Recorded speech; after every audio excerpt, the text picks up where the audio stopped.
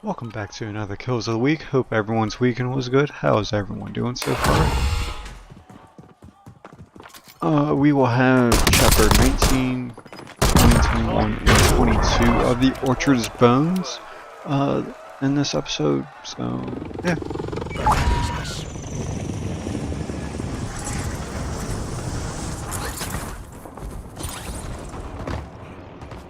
Hunt down the enemy.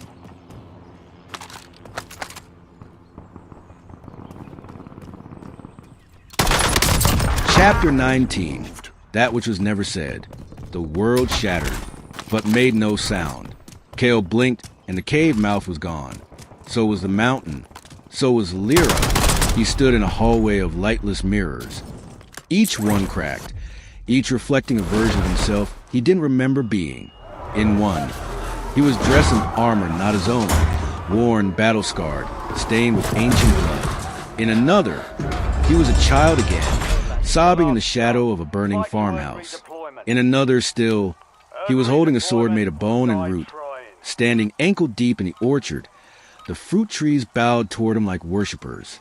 "Lyra," he called, but his voice echoed with someone else's cadence. Not Kale, Aaron. The mirrors whispered, not with voices, but moments, half-thoughts and broken memories stitched together wrong. He let them die. She left the order. You were never chosen. Only convenient. He spun. A mirror behind him now showed Lyra, not as she was, but as she had once been. Younger, wearing bone warden robes. Kneeling before the first warden, her face streaked with silent fury. You bury the truth and call it duty. That's not protection. That's cowardice. Kale stepped closer. The mirror rippled. Without warning, it pulled him through. The dreaming hall of ash. He stood in the great stone hall of the Bone Warden stronghold. Torches burned with blue fire. At the far end, Lyra stood. No daggers, no defiance. Just quiet rage. Surrounding her. 12 Bone Wardens in full regalia. Helson was among them. "You swore yourself to silence," Helson said. "I swore to guard the truth," Lyra replied. "You twisted that oath. You would burn the orchard to the ground. I would stop feeding it."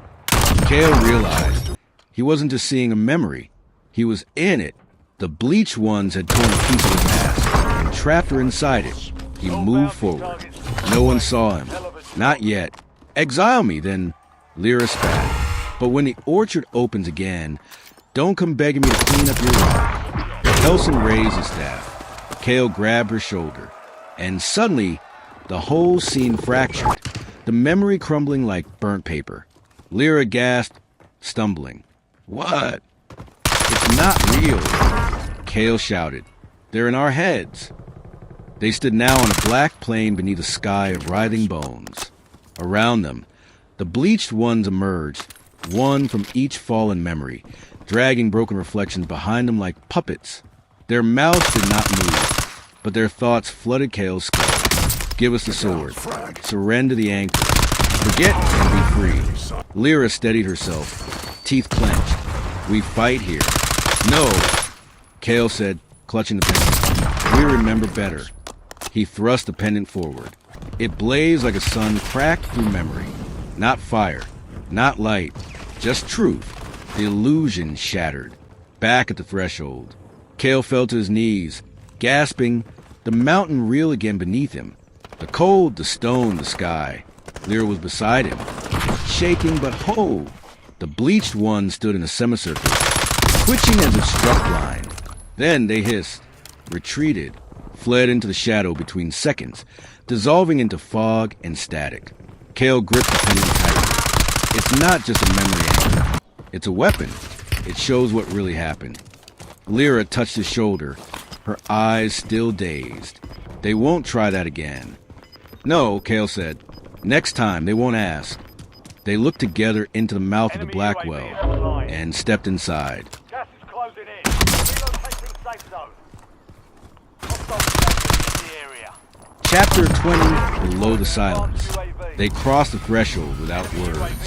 The air shifted the moment they passed into the mouth of the black well. It wasn't just colder, it was deeper, as though sound warmed. Even time itself had been peeled away layer by layer. Kale felt the pendant at his chest cool. The frantic pulsing from earlier had settled, replaced by a slow, deliberate rhythm, like a heartbeat. Theirs or something else's.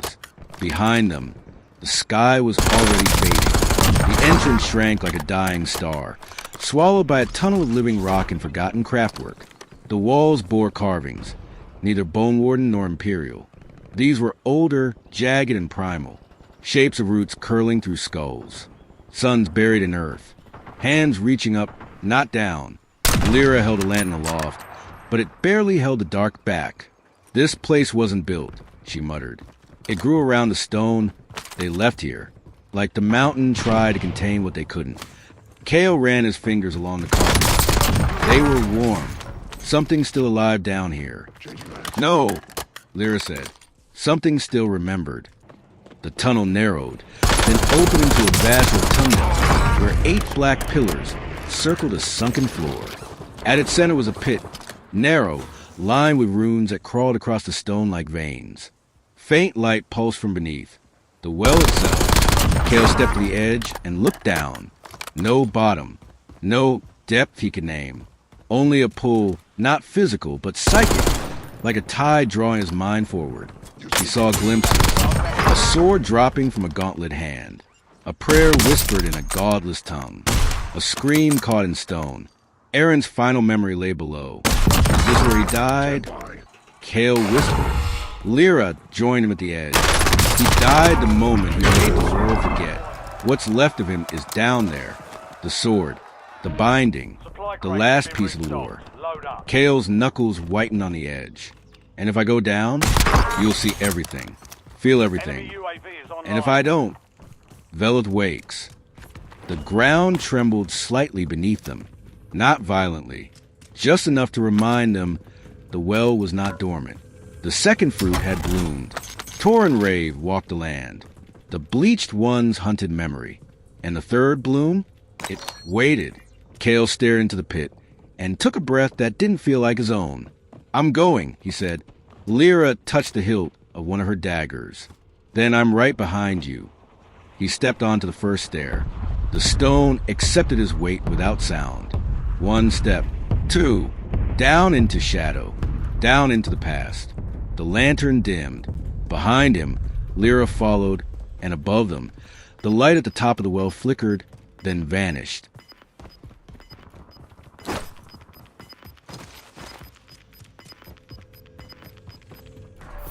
Gas inbound.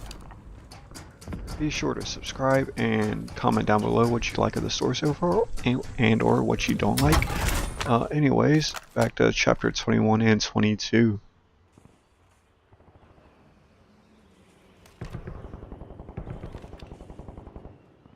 Chapter 21.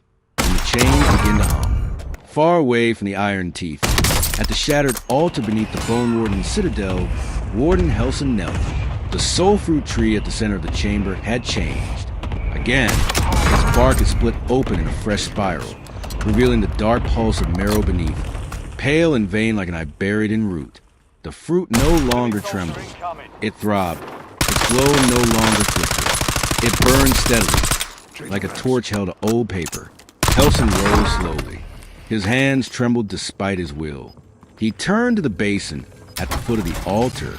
The water there, still and silver as ever, now swirled with color, not reflection, but memory. Kale's, faint, fractured, but unmistakable.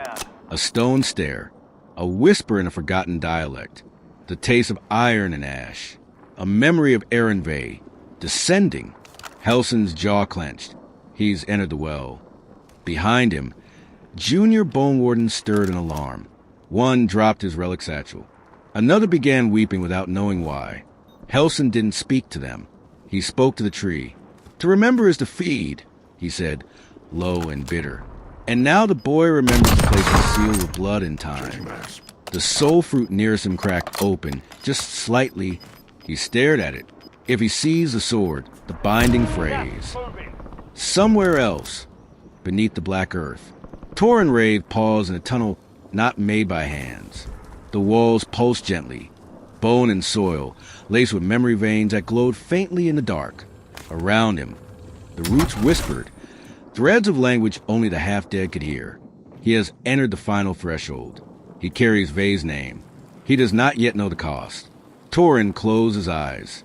He felt the pull, not of the pendant, but of the sword, the one Vay had buried, the one carved from the bones of gods and men, the one meant not to kill, but to erase. He walks my death, Torin murmured. The god inside him stirred. Velitha's voice was not speech. It was the sound of every forgotten story, every lost name, every unwritten memory, all stitched together into one impossible whisper. Then walk his life and take it back. Torin smiled. He no longer climbed toward the world. He turned and began ascending the well from below. Chapter 22. The Soar Beneath Silence. The stair spiraled like a coiled ribcage into the dark. With every step, Cale felt less like himself and more like something remembered. The pendant pulsed slower now, as if synced with his breath or his heartbeat or someone else's entirely. Behind him, Lyra descended in silence, her blade drawn, her face taut with unspoken warning. Neither of them spoke. Speaking here felt like treason, after what might have been minutes or hours, or something between. They reached a stone landing. Ahead, the stair ended at a vast, open chamber. The hall of binding. There was no torchlight, no lanterns, and yet the air glowed faintly golden, like the inside of a closed eye on a bright day. The walls were smooth obsidian, veined with molten silver that shimmered and moved like living memory. At the center of the hall stood a dais. Upon it, a stone pedestal, and resting on the pedestal, a sword. Simple, ancient. Its blade was bone pale, its hilt wrapped in worn leather. Runic symbols crawled across its length like vines in slow motion. It was not a weapon made for war. It was a key. Cale took one step closer, and the room breathed. Not metaphor, not metaphor. The air pulled in deep and slow, as if the chamber itself was alive. Lyra's voice broke the silence, soft and hoarse. This is it. Cale nodded. His hand trembled as he reached for the hilt, and the moment he touched it, the well took him. The final memory. He stood now in a burning citadel. Not as Cale, as Aaron Vay. The air was thick with smoke and ash. Screams echoed through crumbling stone. Magic and fire and steel clashed in the distance. Behind him, a group of defenders, soldiers, archivists, bone wardens, many already wounded, stood in a protective circle. Each one held a relic, and each one bore the mark of the oath sworn. Before him stood Torin, eyes blazing, armor cracked and glimmering with rot. Let me go to him, Torin pleaded. Let me speak to Velith. There is still time to reason. Aaron raised a sword, not in anger, but sorrow. You already have, Torin. Torin's eyes widened. You don't have to do this. The world will forget everything, even us. That's the point. Aaron turned to the circle behind him. Seal it with blood if you must. They obeyed. As the circle chanted, runes erupted in light along the walls. The stone screamed. The floor beneath them cracked. Aaron Vay stepped to center. You cannot kill a god, he thought, but you can starve it. He knelt, placing the sword, this sword, into a cradle carved from a god's rib. He whispered his true name, one not found in any scroll. And then he cut the world. Not flesh, not time, but memory. The binding began. Aaron Vay's last thought was not of war or glory or regret. It was a field of silver trees that had not yet grown. Back in the present. Cale collapsed to his knees, gasping. Lyra caught him. The sword still lay on the pedestal, untouched, waiting. His voice was hollow. He didn't just seal the god. Lyra frowned. What do you mean? Cale looked up at her, eyes wide with revelation and dread. He cut himself out of the world.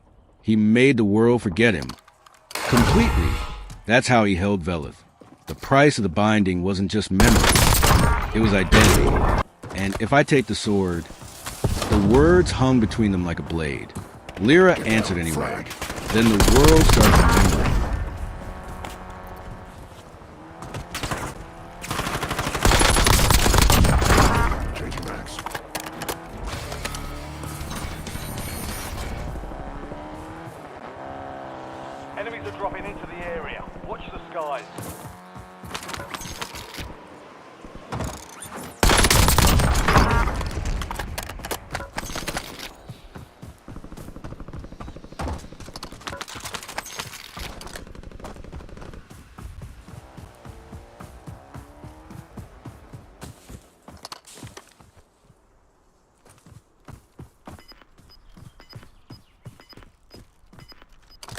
UAV overhead.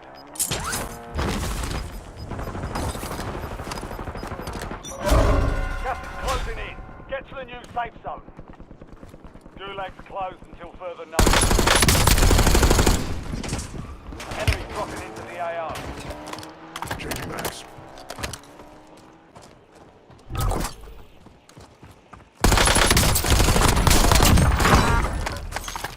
Done here.